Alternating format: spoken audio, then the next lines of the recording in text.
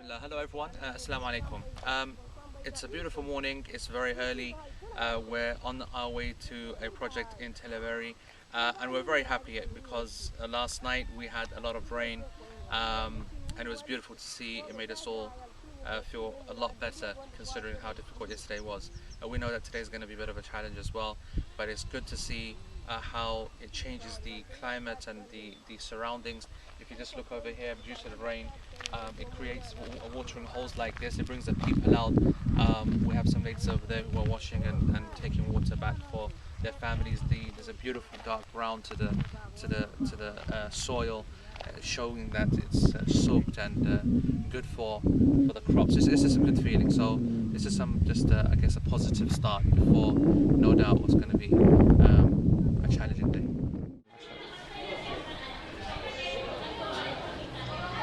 We just arrived at Tel Aviv, which is a large town here in Niger, next to the Niger River.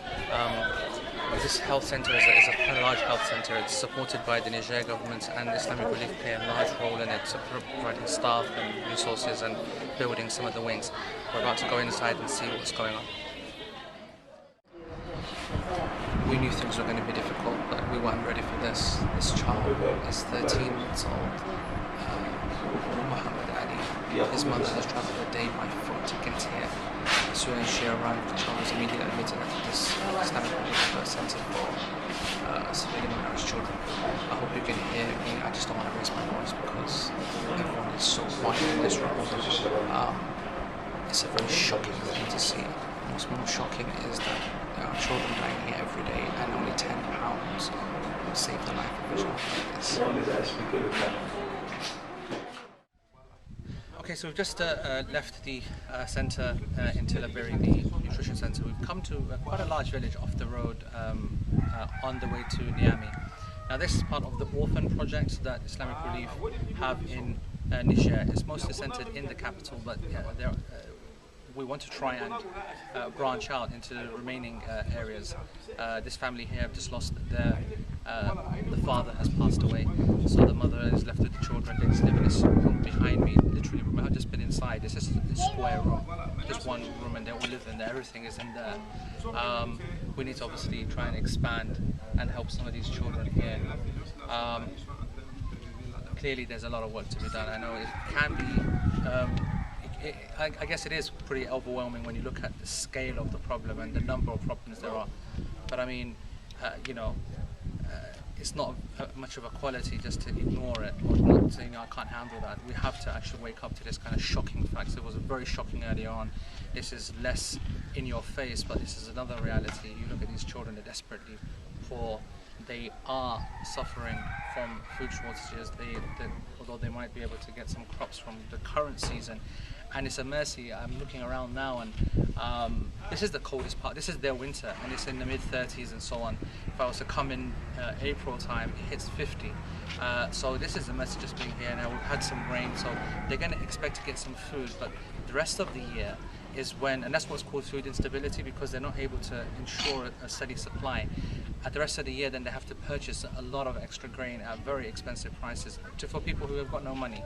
So this has been an eye-opening experience as well.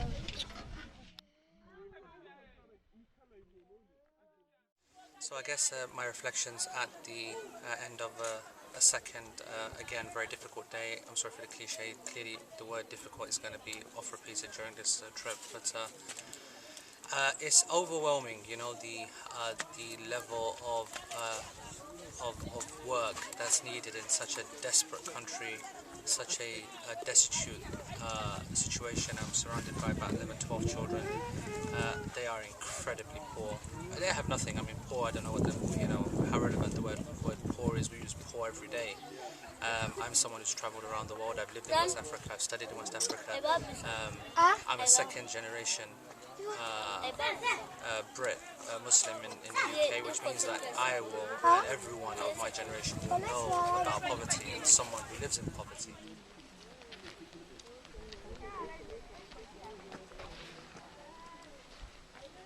So it's not just the poverty that shocks me. Actually, it's the incredible level of malnutrition, the instability that's caused by the food, the standard kind of corrupt nature of governments, and one military dictator overtaking another one, and then another one, then another one, and that's what happens all the time. Like I said, it can be overwhelming, but the good thing is that you come out and you see that the charities are taking a grip and they're able to work together and do good stuff. And alhamdulillah, I've seen, Islamic belief literally saving lives. And a lot of people have doubts. I don't want to donate to a big charity because they have staff and costs and they have this and that, and the money doesn't really get there. And that's not only is that a naive thing to say, it's wrong as well. People don't understand that obviously in the UK the government pays a certain amount that gets back, which literally covers the cost of most of the things anyway. So in the end, the money that you give does actually get to the projects. But aside from that, without the infrastructure, the work will not get done. Anyone who's lived in such countries knows that there has to be a level of bureaucracy. There has to be levels of people that might not be doing something obvious, but they are ensuring the work gets done. And that's what makes it so easy for us just to put our hands in our pockets and just pay the money and get something as a result of it. The only way that works is because the system exists.